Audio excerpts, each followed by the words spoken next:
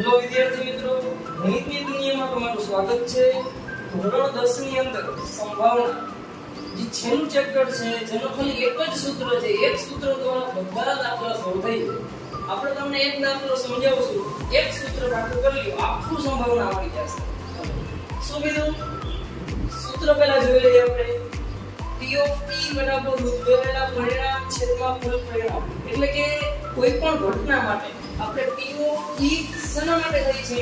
તો કે સંભાવનાને ઇંગ્લિશમાં પ્રોબેબિલિટી કહેવાય. E એટલે ઘટના, ઇવેન્ટ. એટલે કે P of E બરાબર ઉદ્ભવેલા પરિણામ છેદમાં કુલ પરિણામ. જેટલા પરિણામ આપણે કોઈ પણ ઘટના ઘટે એમાં જેટલા પરિણામ ઉદ્ભવે, શક્ય પરિણામ હોય એ અંશમાં લખવાના અને છેદની અંદર કુલ પરિણામ આવે. જોઈએ એક દાખલો આપણે. શું કીધું? એક થેલામાં 3 લાલ, 5 ભૂરા, 7 કાળા રંગના દડા છે. યાદચ્છિક રીતે એક દડો પસંદ કરવામાં આવે છે. પસંદ કરેલ દડો પહેલી ઘટના લાલ રંગનો હોય તો આપણે પહેલા સૌપ્રથમ દાખલાની શરૂઆત કરીએ કે કુલ પરિણામ કહી દેવાનું. જોઈએ આપણે ભાઈ કુલ પરિણામ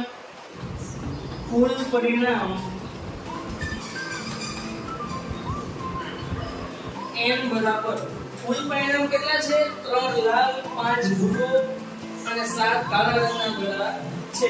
તો 3 + 5 + 7 એટલે આપણો આન્સર આવ્યો 15. બરાબર ને? 3 ને 5 8, 8 ને 7 15. તો આપણે કુલ પરિણામ મળી ગયું 15. પહેલી ઘટના શું કીધી? લાલ રંગનો હોય.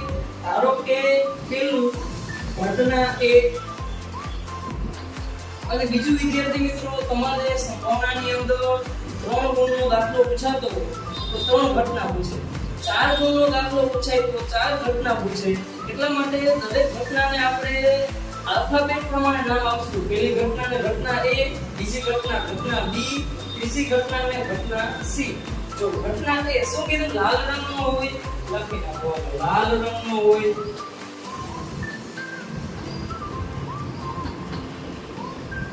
તો સૌપ્રથમ તમારે જણાવી દેવાનું કે લાલ રંગના દડા કેટલા છે.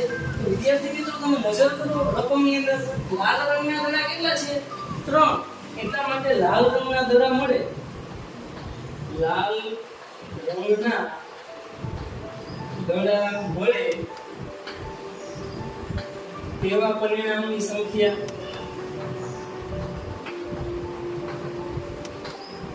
m બરાબર 3. માટે P of A બરાબર m ના છેદમાં n. માટે આપણો આન્સર આવી ગયો m એટલે 3, n એટલે 15. એટલે કે 3 ના છેદમાં 15.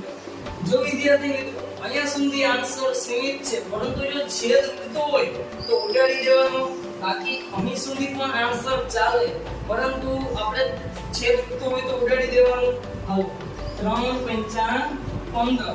માટે જવાબ આવી ગયો આપણો P of A બરાબર 1/5.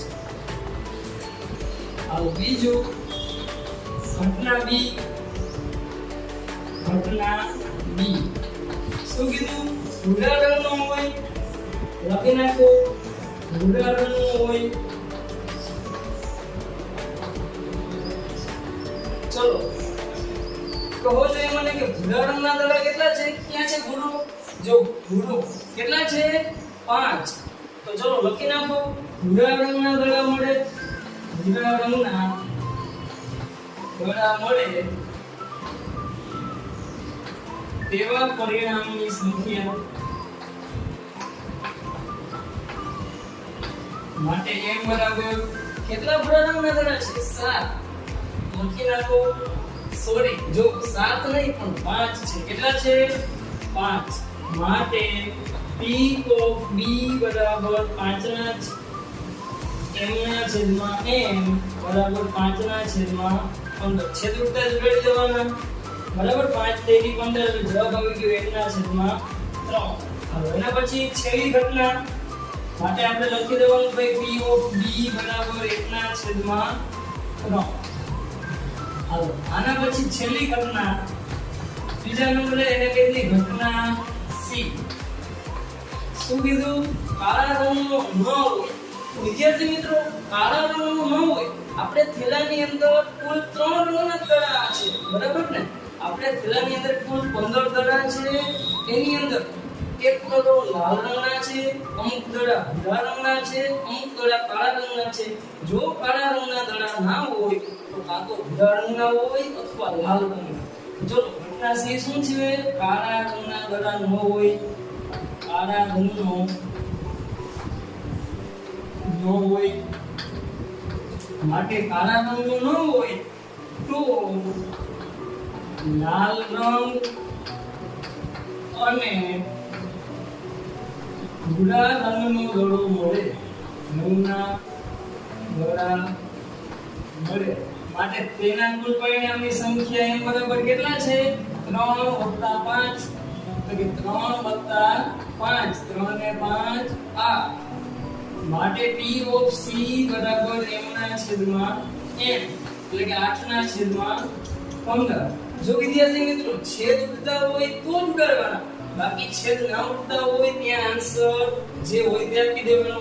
માટે અહીં છેદ ઉડતા નથી, માટે આપણો ફાઇનલ આન્સર આવી ગયો P of C બરાબર 8 ના છેદમાં 15. બસ આ એક જ સૂત્ર છે સંભાવનાની અંદર. P of E બરાબર ઉદ્ભવેલા પરિણામ છેદમાં કુલ પરિણામ.